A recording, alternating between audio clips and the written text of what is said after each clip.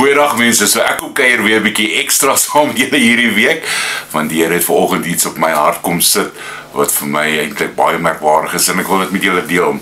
Nou, in Psalm 13 beginne Dawid te sê, Here, hoe lank nog?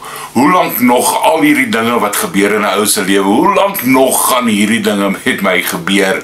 En Here, hoe lank gaan ek nog hierdie dinge ervaar? So hy is baie hartseer in hierdie Psalm wat daar is, nee. En dis hoe ons is baie keer as mens, ons is vasgevange in die wêreld en ons so hartseer wat om ons aangaan en ons kyk daaraan vas. En as ons gaan bid en ons het hierdie stilte tyd met die Here, is dit die hele tyd van, Here, help my met hierdie.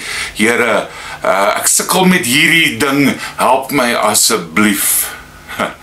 En die Here, kom in die Heilige Gees, herinner my aan die naweek wat nou verby is, waar ek saam met familie was. Ek was bevoorreg geweest om saam met 'n familie te kuier, waar die ouer en kind net kan sit en mekaar geniet. En dis al wat hulle gedoen het. Ons het net mekaar geniet en die geselskap geniet die hele dag deur.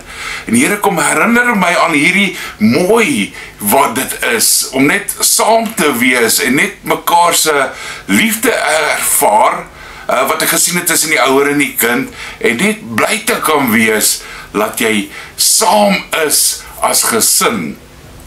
En dit maak toe die volgende vraag aan my wakker, wanneer laas het jy dit so geniet saam met die Here? Wanneer laas het jy so stil geraak saam met die Here en net hom geniet, en net daar saam met hom gewees, en net sy liefde ervaar, vir hy is jou Abba, is my pa.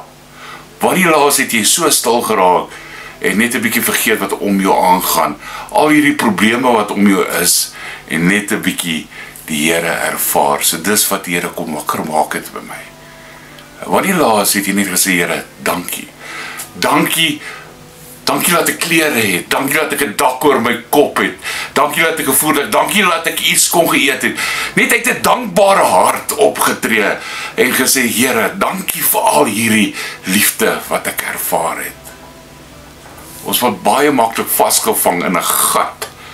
Ek dink die vyand hou vir ons vas baie keer in 'n gat. Ons vergeet 'n bietjie om die liefde ervaar wat die Here vir ons het. En net stil te raak, soos wat daai familie kom wys het, luister hier, ons kuier net, ons geniet net mekaar. Wanneer laas het jy so stil geraak en net die Here geniet en vergeet wat om jou aangaan? En net 'n bietjie bly gewees saam met jou Abba, jou goddelike Vader, en 'n bietjie tyd net saam met hom spandeer. Wanneer laas het jy dit gedoen? Ons vergeet om dit te doen, want as jy gaan sien verder in daai Psalm 13, kom hy in 'n soort van herlaai vir ons as mens, wat hy, en ek gaan dit vir jou voorlees, dan sê hy, maar ek, op u goedertierenheid vertrou ek, my hart sal juig oor die heil. Ek wil sing tot eer van die Here, omdat hy aan my goed gedoen het. Kom ons vergeet nie die goed en die liefde wat die Here nog steeds vir ons het nie.